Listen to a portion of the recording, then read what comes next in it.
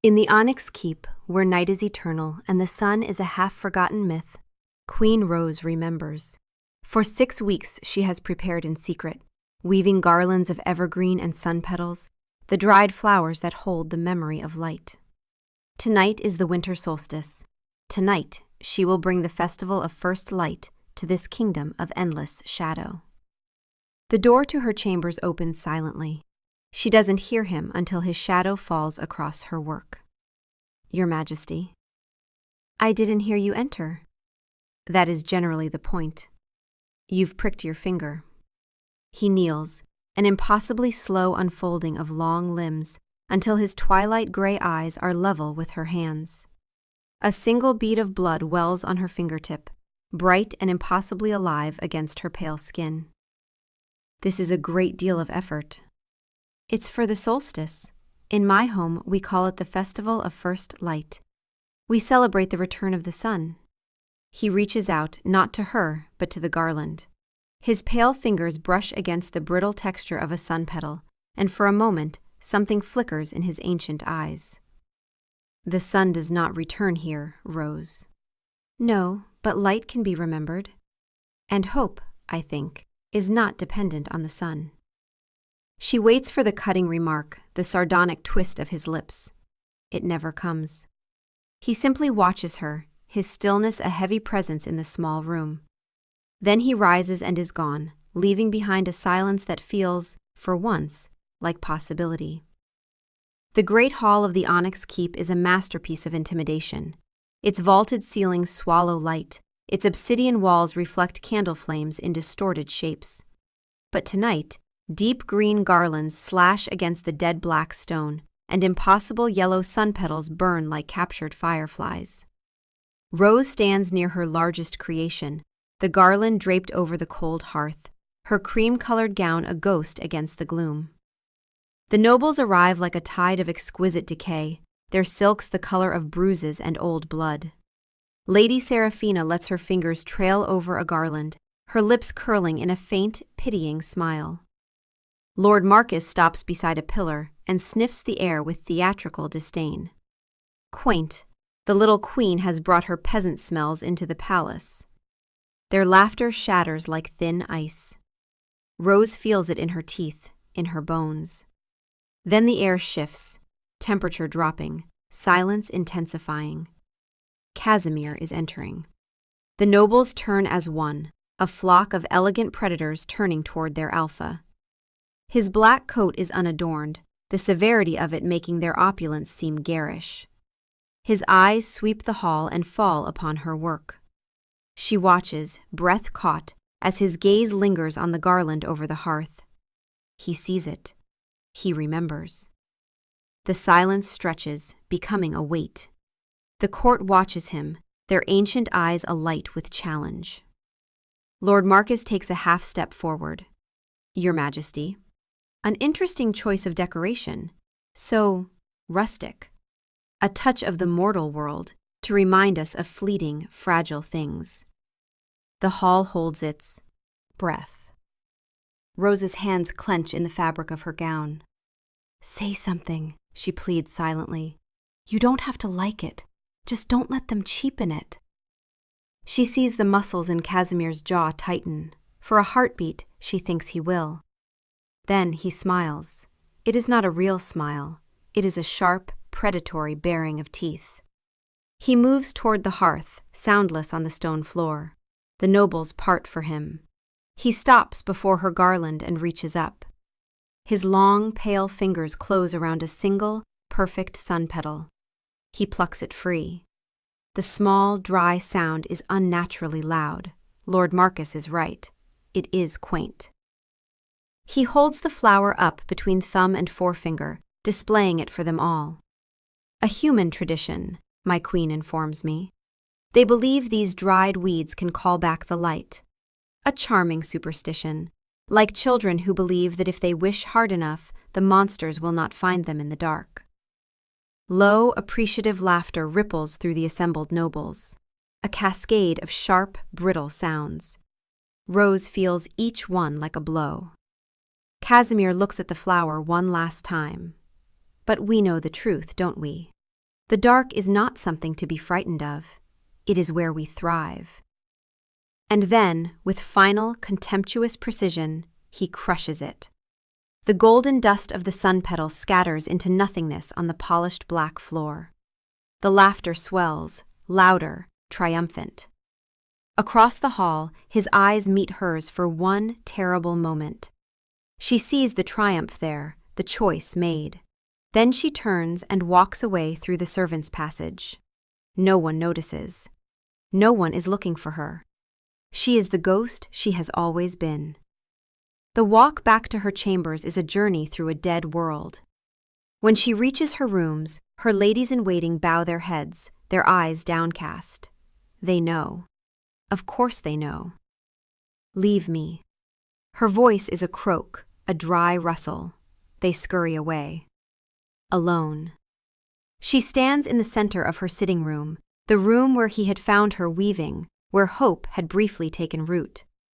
A single overlooked sun petal lies on a side table. She picks it up. Dried weeds, his voice echoes.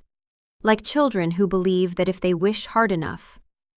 The blankness in her mind fractures, and pain rushes in. She sinks to the floor, her gown pooling around her. She does not cry. The cold inside her is too deep for tears. After a long time, she rises. Her purpose is clear. She will erase every trace of her foolishness. She takes the small circlet of evergreen and sun petals she had planned to wear and drops it into the fire. The pine needles hiss and catch. The yellow flowers blacken and vanish. She feeds the flames with all her remembered sunlight, all her quiet prayers, all her ridiculous hope. Then she begins on the room itself. The tapestry from her homeland is folded and placed in a cedar chest. The carved wooden songbird follows, the books of poetry. One by one, she packs away every piece of herself. When she is finished, the room is as Spartan as a cell, honest, empty. She chooses a dress of severe gray silk and looks at herself in the mirror. The woman who stares back is a stranger. There is no light in her eyes. This is the queen they wanted. A silent, beautiful, empty thing. I can be that. It's so much easier than being alive. 2 weeks pass like a slow bleed. Rose becomes the perfect queen, a study in serene emptiness. She presides over household accounts with quiet efficiency. She walks the cold corridors with her spine straight, a silver-gray ghost. Her chambers remain Spartan, a cell of her own design. She eats alone. The silence is no longer a shield, it is her skin. Casimir sees her, of course. He sees her across formal receptions, a pale statue in a sea of dark silks. He passes her in galleries, and she inclines her head with perfect remote courtesy, her eyes sliding past his, as if he were just another part of the architecture. The chasm between them is absolute, a void of unspoken words and his own monumental regret. He tries. One night, she returns to find a necklace on her pillow, a cascade of black diamonds held by platinum thread. A king's gift, opulent and utterly cold. A statement of her value as his possession. She leaves it where it lay. The next morning, a servant removes it. It is never mentioned. Another time, he finds her in the library, reading a heavy tome bound in ancient leather. I had hoped you might find the histories of the first families of some interest. She does not look up. I find them very illuminating, Your Majesty. They are an excellent study in the art of survival. She turns a page. The gesture is final, a door closing. He stands there for another long moment, a king rendered supplicant by a wall of polite indifference, before turning and retreating. Unseen by him, Rose has found a new secret.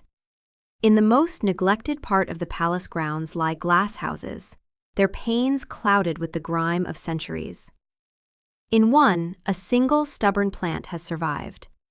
A winter rose, a tough, thorny bush that produces, even in the deepest cold, a few blossoms of delicate shell-pink hue. It lives on the weak gray light that filters through the dirty glass. This becomes her sanctuary. She cleans the glass, pane by painstaking pane. She clears weeds, she brings water. She speaks to it, her voice soft in the quiet air, telling it stories of the sun.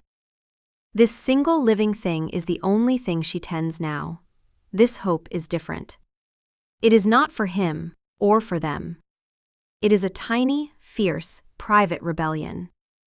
A promise that even in the deepest winter, something can still choose to bloom. The letter arrives with the seal of Duke Anton of the Northern Marches. It announces his impending arrival. He is a rival, a threat, coming to assess the strength of Casimir's kingdom, to search for cracks. The largest, most visible crack is the king's human queen. Casimir reads the letter in his solar, the gray light doing little to warm the cold stone. He needs to project perfect unity. The court's whispers have been silenced. But the chill between him and Rose is a tangible thing, a political liability. Anton is no fool. He will see the void and interpret it, correctly, as weakness. He finds her in the library. She sits at a heavy oak table, her posture unyielding. A single candle burns beside her. She looks up as he approaches, her expression one of weary expectation. Your Majesty. She does not rise. Rose. I have received word. Duke Anton of the Northern Marches will be arriving in 3 days. He will be our guest for a week. I will ensure the guest wing is prepared. That is not all I require. Anton is observant. He comes here to measure my strength. A king's strength is often measured by the stability of his household.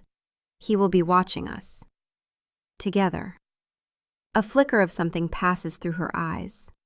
And what is it you wish him to see, my king? Unity, strength, a partnership. She closes her book, the soft thud echoing. You wish for me to act the part of a contented wife, to smile and defer to you, and give the impression of a harmonious union. I ask for your cooperation. It is a matter of state security. I am aware of my duties, Your Majesty. I am your queen. My purpose is to be a symbol of your treaty with my people, and an asset to your reign. I will not fail in that purpose. You will have your performance. The terms of our arrangement are, as always, perfectly clear. Arrangement. The word is a slap. Very well. There will be a state dinner on the night of his arrival. I expect you to be seated at my right hand. Of course. Is that all? He has been dismissed. The king of the night, dismissed by the quiet finality in his human queen's voice. That is all. He turns and walks away, the sound of his own receding footsteps a rhythm of defeat. He has his political asset, the perfect, beautiful, empty queen he inadvertently created.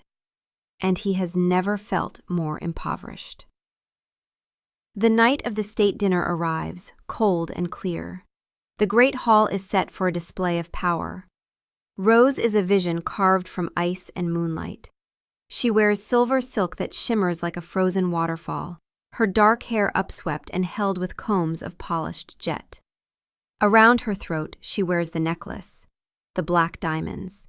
It lies against her pale skin not as an adornment, but as a collar, a glittering symbol of her station. When Casimir sees her, a strange, painful knot tightens in his chest. She is breathtaking and utterly untouchable. Duke Anton is a bear of a man, his size barely contained by his fine black wools. His eyes are small, bright, and miss nothing. Queen Rose, the Northlands sing songs of your beauty, but they do not do you justice. You are too kind, Duke Anton. Welcome to the Onyx Keep. Her voice is flawless, warm enough to be gracious, cool enough to be regal. The dinner is an intricate ballet. Duke Anton probes, testing for weaknesses. Casimir deflects, projecting absolute control. Rose is his silent partner in the deception. She listens attentively. When addressed, she answers with intelligent, diplomatic grace. To any observer, they are the image of a perfect royal couple. Only Casimir can feel the Arctic chill that separates them, a gulf as wide as the table. Lord Marcus sits halfway down, his face a mask of simmering resentment. He leans forward, his voice carrying. Our queen seems to have adapted so well to our ways. One would almost forget she comes from a world of sunlight and soil. So much healthier, I imagine, than our diet of preserved vintages. The insult is subtle but clear.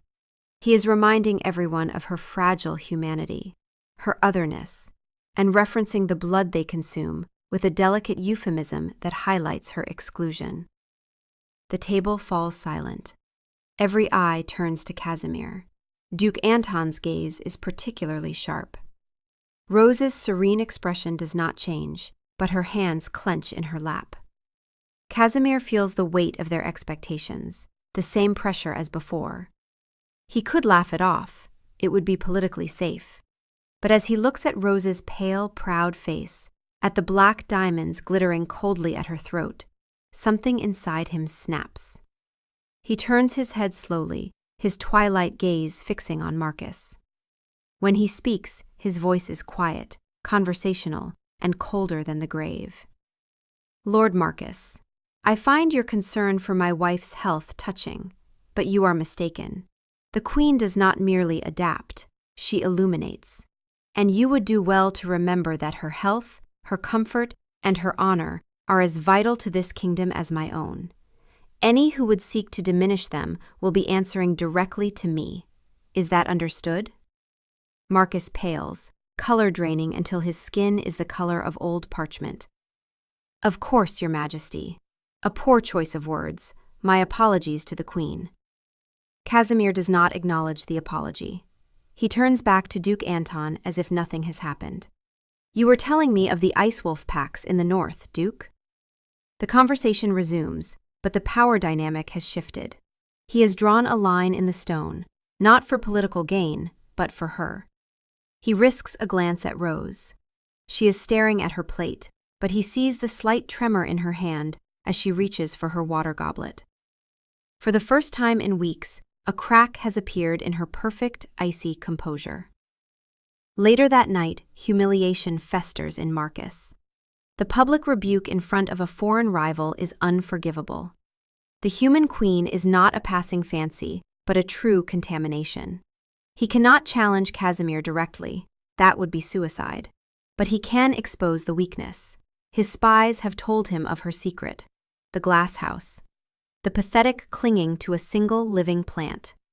It is the perfect symbol of her impurity, her refusal to let go of her mortal world. He gathers a small group of loyal nobles, including Duke Anton. He whispers of contamination within the palace walls that must be investigated for the good of the kingdom.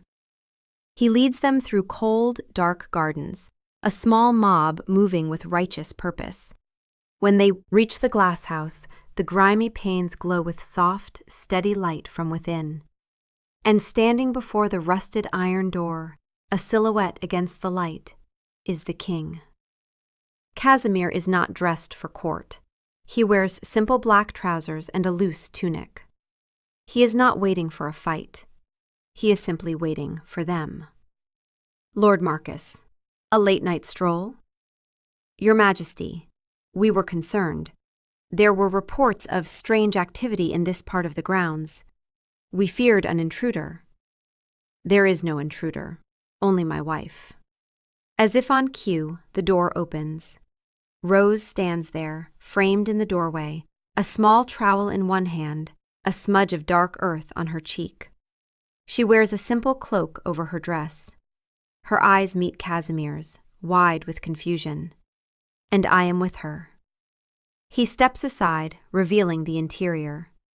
It is a small, warm, humid space, the air thick with the smell of damp earth and something green and alive. In the center, under clean glass, the winter rosebush thrives.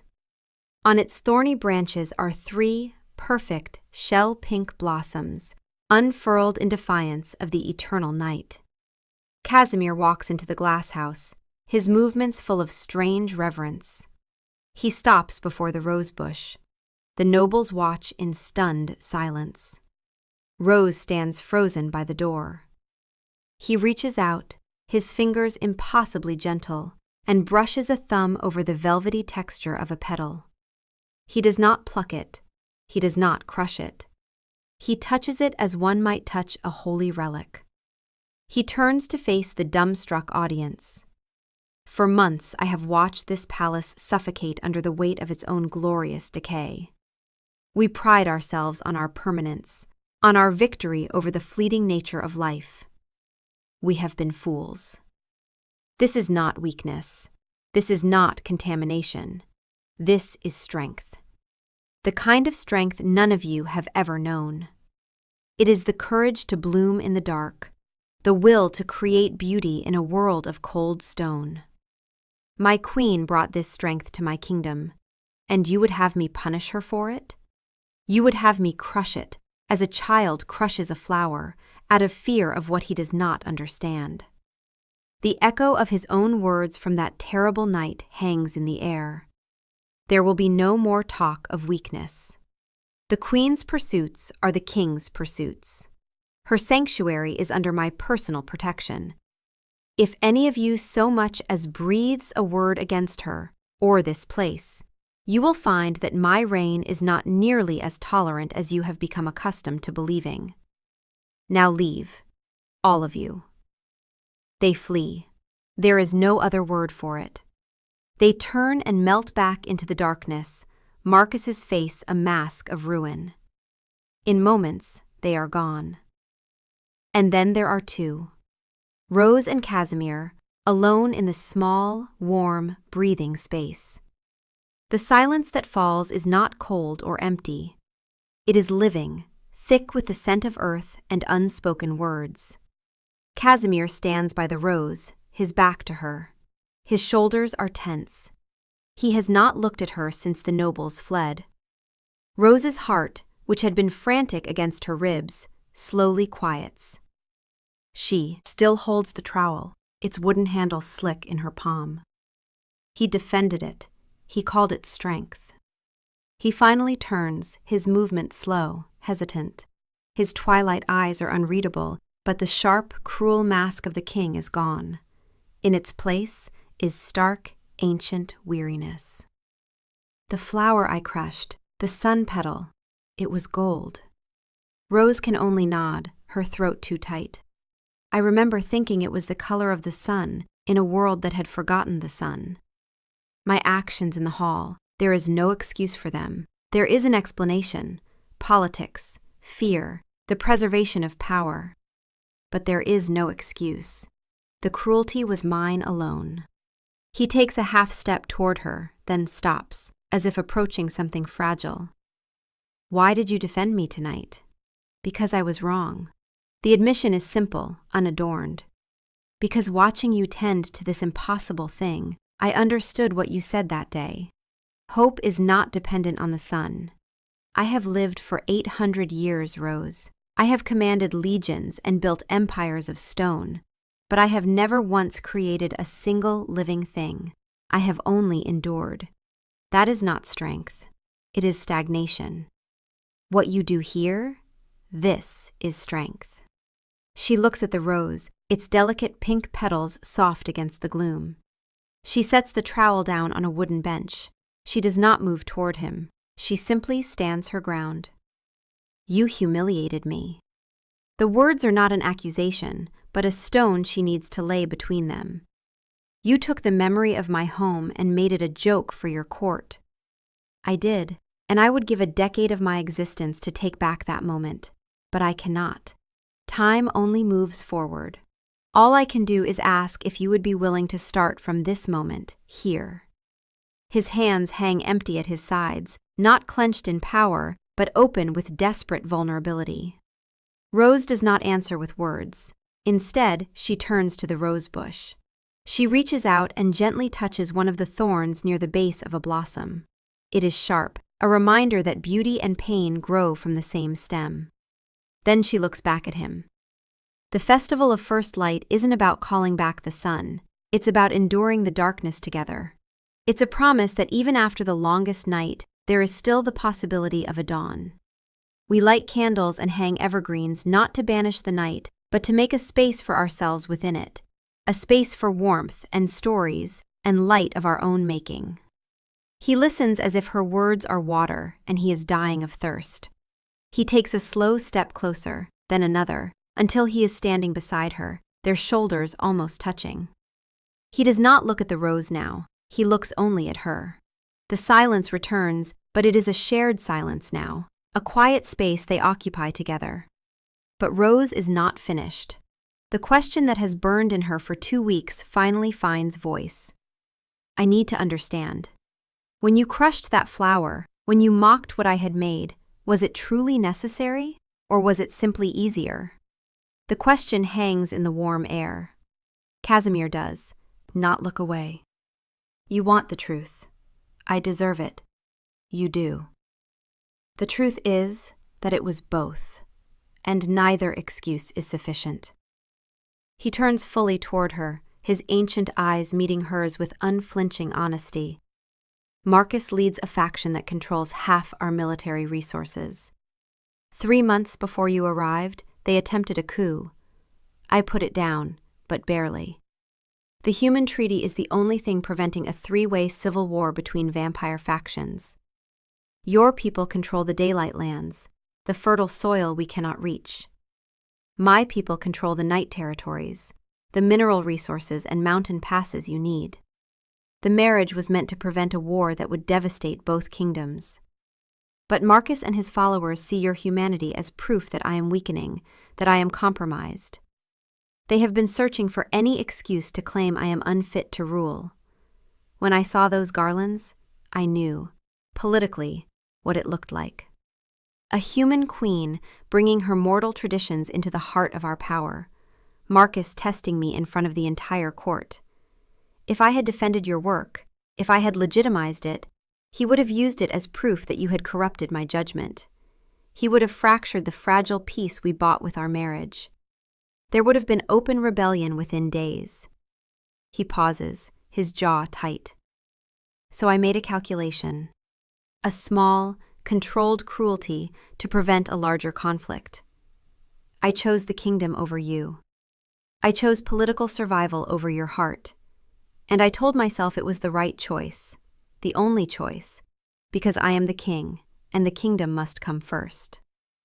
And now? Do you still believe it was the right choice? No, because I was operating from a place of fear, not strength.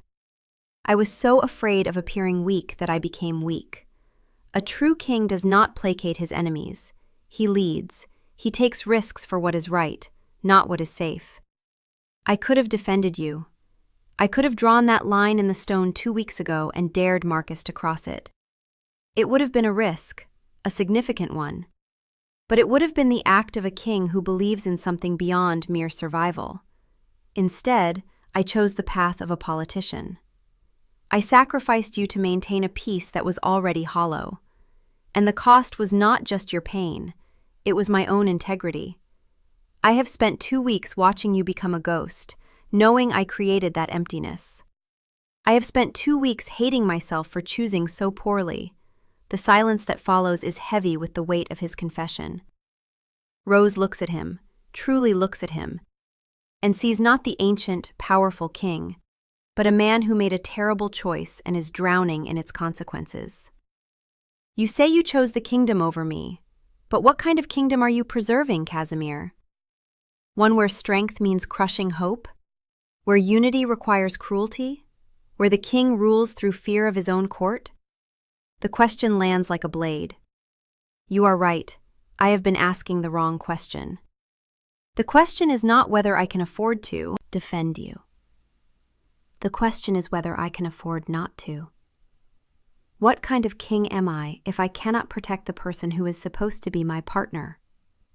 What kind of kingdom am I building if it requires me to destroy the only person in 800 years who has made me feel something other than cold? His voice drops to barely a whisper. When I crushed that flower, I saw your face. I saw the hope die in your eyes. And in that moment, I understood that I had just committed the greatest failure of my reign.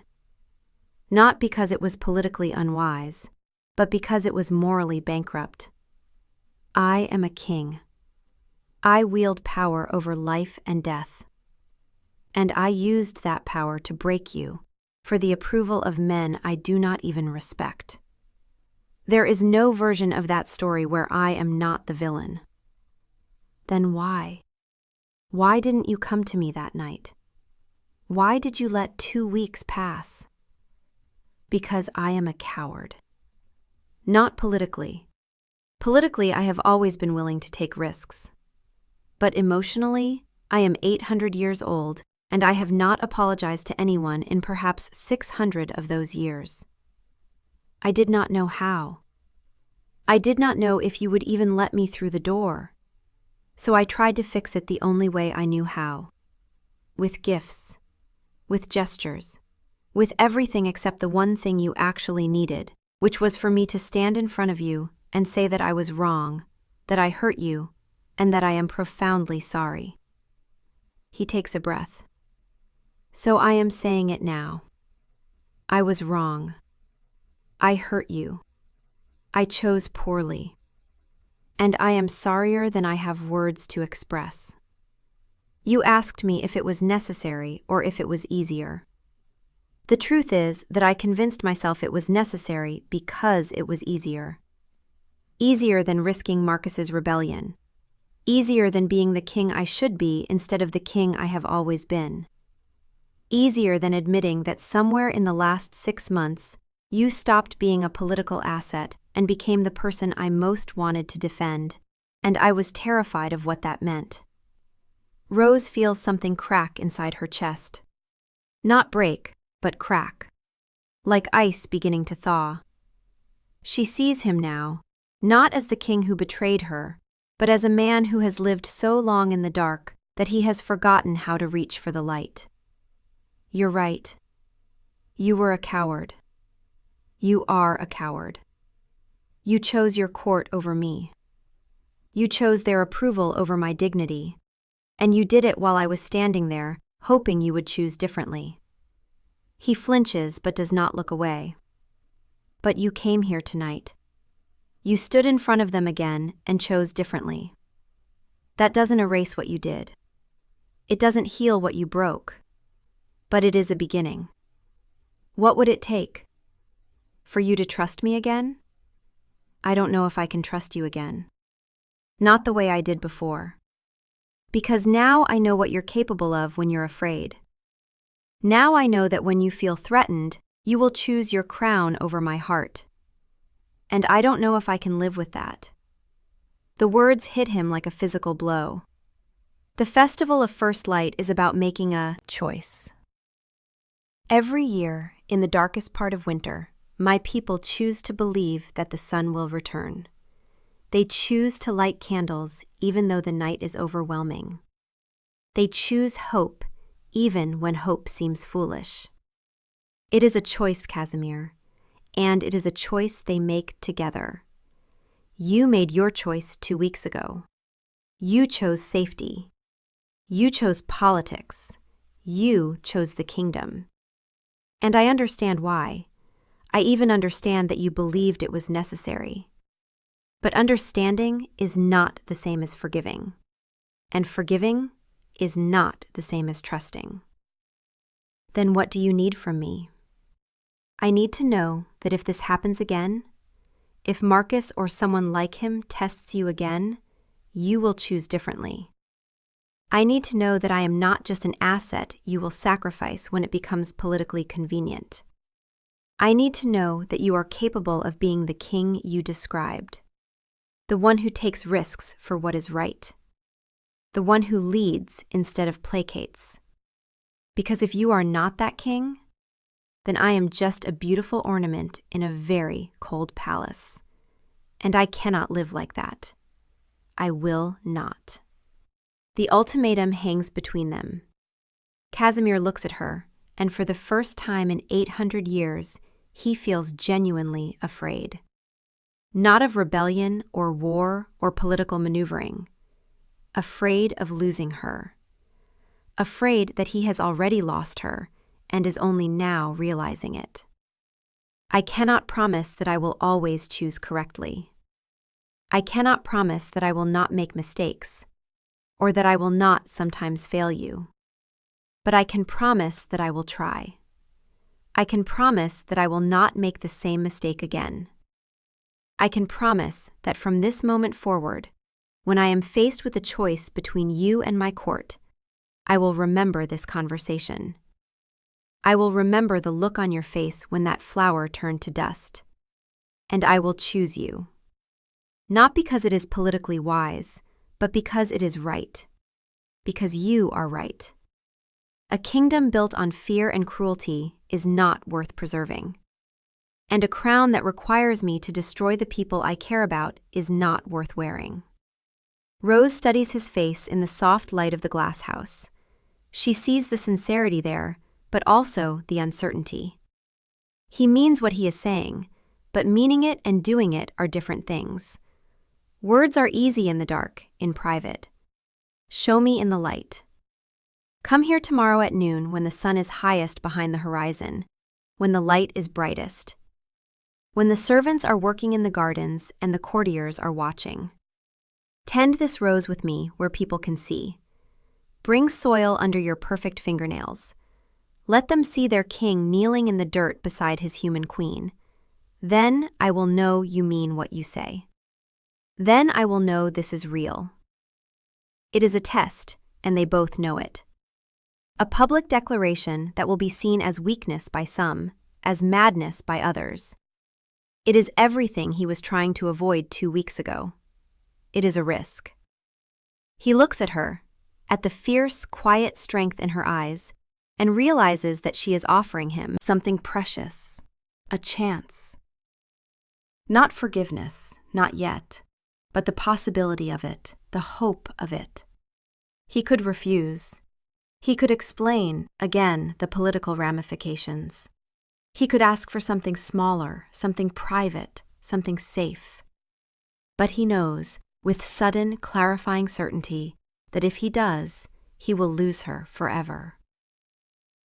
Some moments demand courage. Some moments demand that you choose the person over the crown. This is that moment. I will be here at noon, with soil and water and whatever else you need. And I will stay as long as you ask me to stay. The words are a vow. Rose nods slowly. It is not acceptance, not yet, but it is acknowledgement. It is the first tentative step toward something that might, eventually, resemble forgiveness. The Festival of First Light has another tradition. At the end of the longest night, just before dawn, everyone speaks a hope aloud. Something they want for the coming year. Something they choose to believe in, even though believing is dangerous. What is your hope, Rose? She looks at the winter rose, its delicate petals glowing soft pink in the lamplight. Then she looks at him. My hope is that you become the king you could be instead of the king you have been. My hope is that I can learn to trust you again. My hope is that this, what we are doing right now, talking in the dark and being honest about pain, is the beginning of something real. Not a political arrangement, not a treaty written in marriage vows, but a partnership.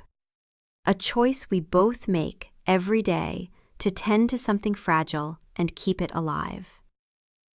The words settle between them like a promise.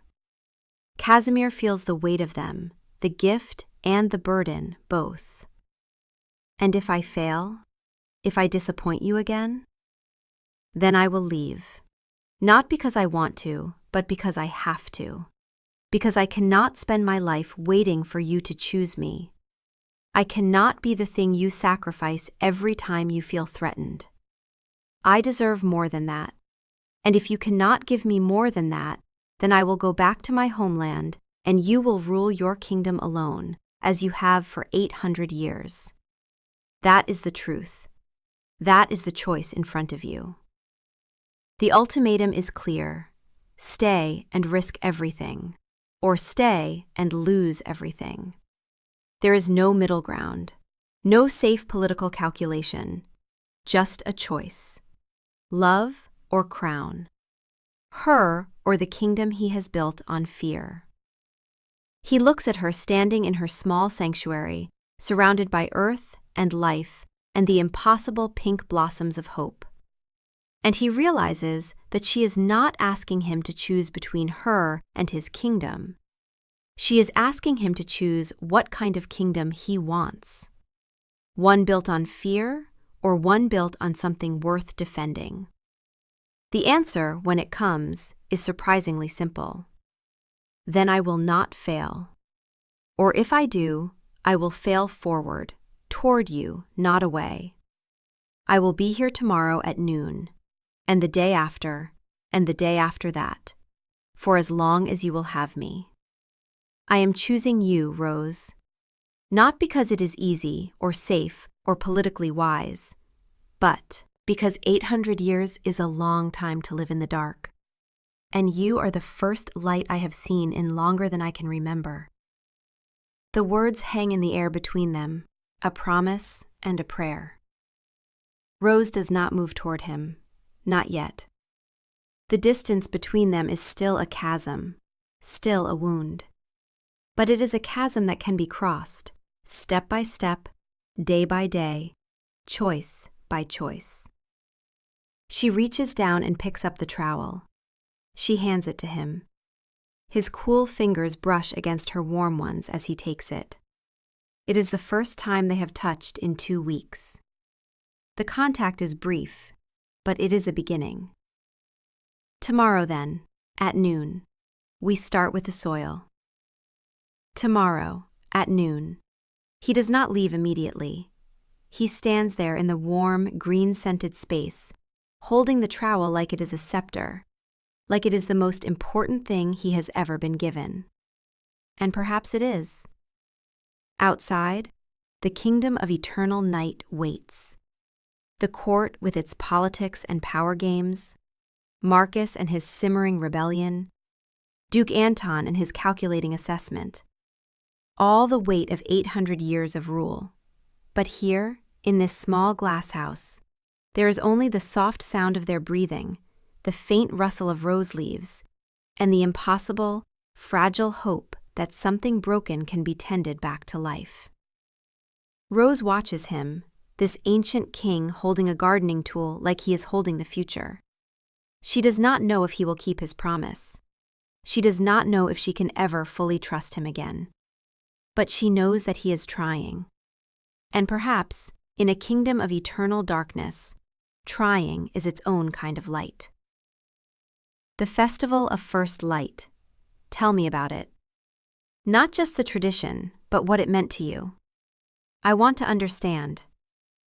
And so she does. Standing in the warm, quiet space, with the winter rose blooming between them, Rose tells him stories of her homeland. Of the mountain pass where the first light would break through. Of the collective gasp of her people as the sun returned. Of the way her father would lift her onto his shoulders so she could see it first. Of the songs they sang and the food they shared, and the way, for one day, even the poorest family felt rich in light. Casimir listens. He does not interrupt. He does not offer political analysis or strategic concerns. He simply listens, and in the listening, he begins to understand what he destroyed, and what, perhaps, he might still have a chance to rebuild.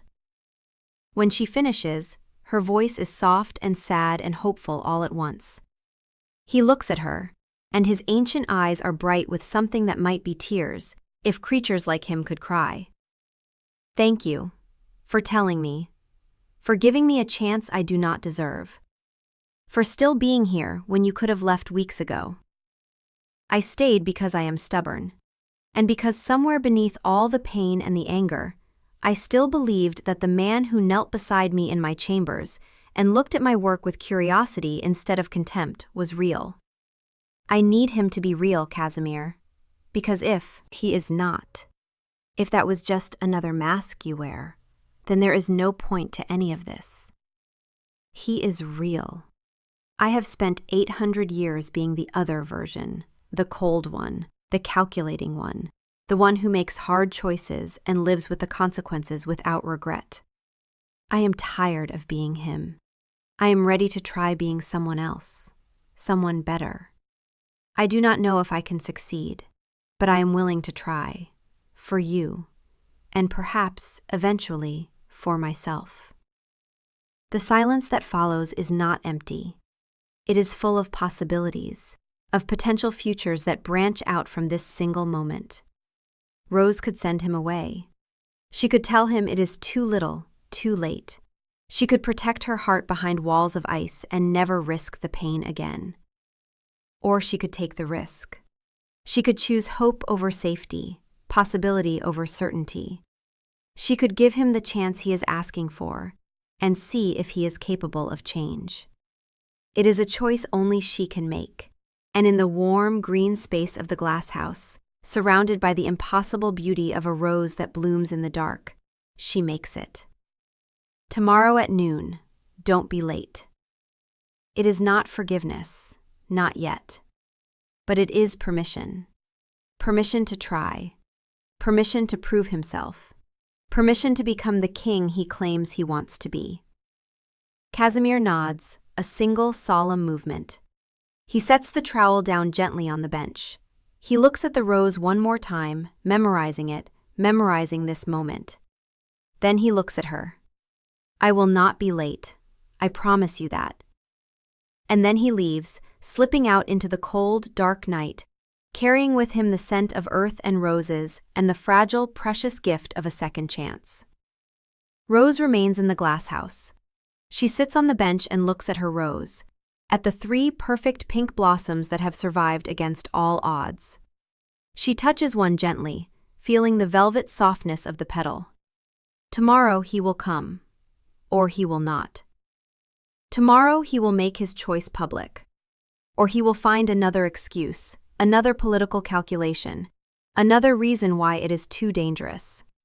She does not know which it will be, but tonight, for the first time in 2 weeks, she feels something other than cold emptiness.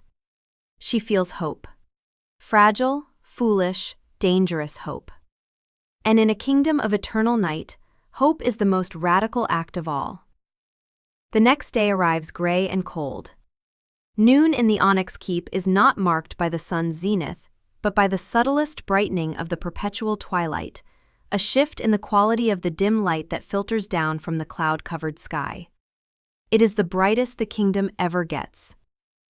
Rose arrives at the glass house early. She has brought fresh soil, a watering can, pruning shears. She does not know if he will come. She tells herself she is prepared for his absence, that she has already begun to make peace with it. She tells herself that hope is a choice, not a guarantee. But her hands shake slightly as she arranges the tools. The garden beyond the glass house is visible from the palace. She chose this time specifically. The servants will be out tending to the winter vegetables in the covered beds. The courtiers often take their exercise walks through this part of the grounds just after midday. If he comes, he will be seen. If he does not, his absence will also be noted. Either way, a message will be sent. The light shifts. Noon. Rose takes a breath and begins to work, her hands in the soil, her focus on the rose. If he does not come, she will at least have this, her sanctuary, her choice, her small, stubborn rebellion. She hears footsteps on the path outside. She does not look up. It could be anyone, a servant, a curious courtier. But then the door opens and she knows, without looking, that it is him. She can feel his presence the way she has learned to feel the shifts in the air before a storm. I brought more soil, and I was not certain what kind of water roses prefer, so I brought both rainwater and well water. I am told there is a difference. Rose looks up. He is there, standing in the doorway of the glass house, holding 2 buckets of water. He is not dressed for court. He wears simple, dark clothing, practical and plain. His perfect hands, The ones that crushed a flower 2 weeks ago are empty of rings and ready for work. Behind him, through the glass, she can see figures on the garden path. Servants have stopped their work. A group of courtiers has paused mid-conversation. They are watching. He knows they are watching. He came anyway. Rainwater is better. It is softer, less harsh. She gestures to the bench beside her. He enters fully, closing the door behind him, but not before one last visible moment where the court can see him clearly. He sets the buckets down and kneels beside her in the soil. His expensive dark trousers press into the damp earth. He does not hesitate. He does not flinch.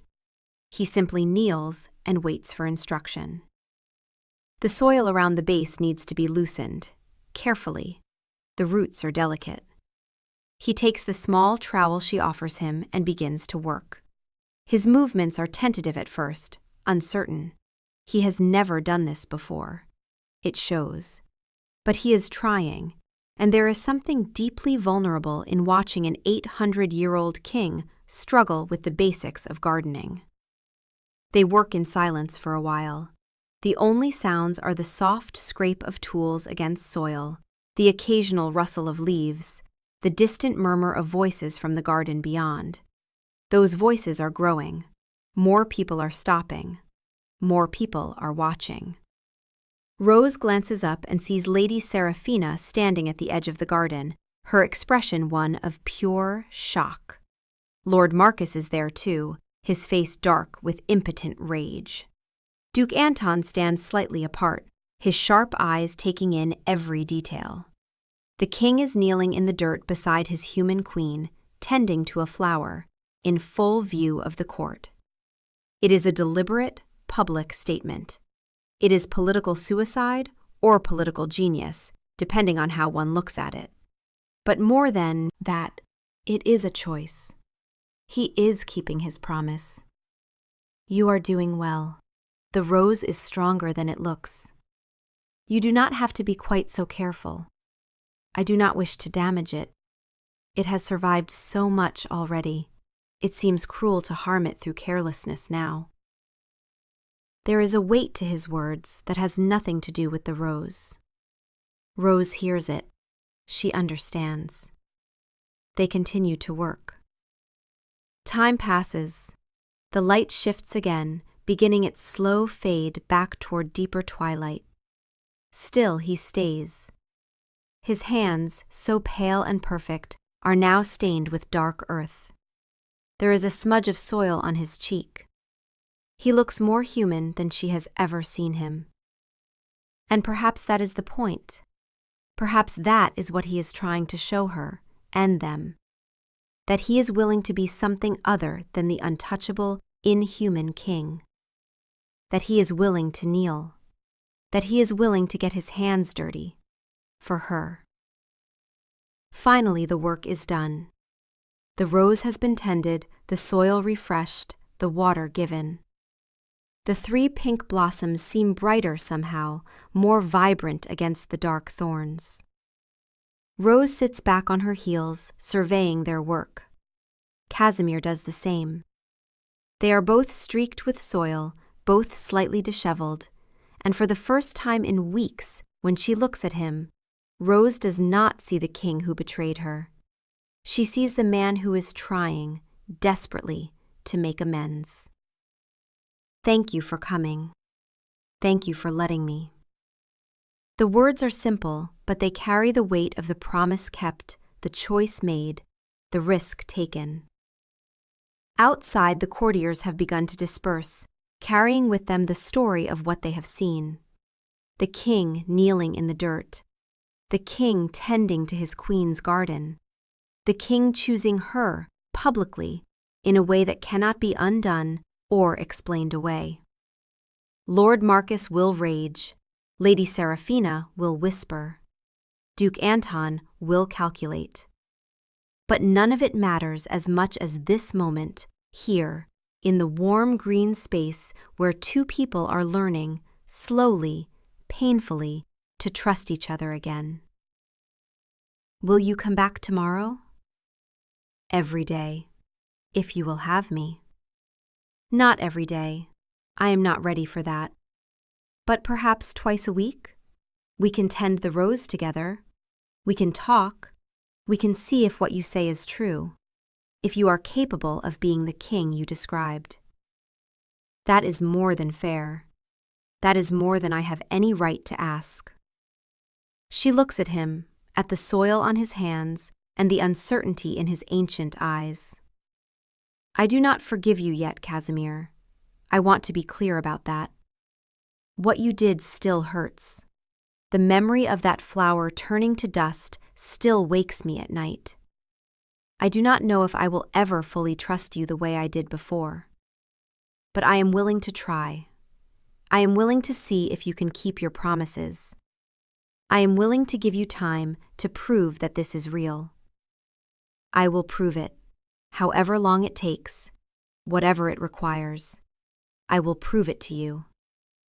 She nods slowly. It is not a happy ending. It is barely a beginning, but it is honest. And in a kingdom built on shadows and political machinations, honesty is its own kind of light. They stand together, brushing the soil from their clothes. Rose picks up the watering can. Casimir gathers the tools. They move around each other with careful courtesy, two people learning the geography of each other's pain and hope. Before they leave the glass house, Rose pauses. She looks at him one more time. The Festival of First Light is in 4 months. If we are still doing this then, if we are still tending this rose together, I would like to try again. To bring the festival to the great hall. To hang the garlands and light the candles. But this time, I will not do it alone. This time, if you stand beside me, if you help me make that light, then perhaps it will be strong enough to survive. Perhaps it will be ours, instead of just mine. The offer hangs in the air, fragile and profound. 4 months. A trial period. A test of his commitment. A hope for something neither of them can quite name yet. 4 months. I will be there. I will stand beside you. And this time, I will not let anyone, including myself, extinguish it. She smiles then, small and sad and hopeful all at once. It is the first real smile she has given him since the night of the humiliation. It does not erase the pain, but it is a crack in the ice. A place where light can begin to seep through. Then we have something to work toward. Come, we should go before we give the court any more to talk about today. They leave the glass house together, stepping out into the cold, gray light of the Onyx Keep's noon. The courtiers who remain in the garden watch them pass, some with disapproval, some with curiosity, some with calculation. Casimir does not look at them. He walks beside Rose, close but not touching. A king who has just made a choice that will define the rest of his reign. Whether that choice is wisdom or folly remains to be seen. But for the first time in 800 years, he has chosen something other than power. He has chosen hope. He has chosen her. They part ways at the entrance to the palace proper. He to his duties, she to hers. But as they separate, Rose looks back once. He is standing in the doorway, watching her go, the soil still on his hands, the promise still fresh between them. And in that moment, she allows herself to believe. Not that everything is fixed, not that the pain is gone, but that perhaps, in time, with patience and work, and the stubborn courage to keep tending to fragile things, something real can grow from the ruins of what was broken. In a kingdom of eternal darkness, that belief is its own kind of festival, its own return of the light. And as Rose walks away, she carries it with her, like a candle cupped in her hands. Small, flickering, but burning. In the Onyx Keep, where night is eternal and the sun is a half-forgotten myth, 2 people have made a choice. Not to forget the pain, not to pretend it never happened, but to tend to hope together, day by day, choice by choice, like a winter rose that blooms in the dark. It is not an ending, it is a beginning, and sometimes that is enough.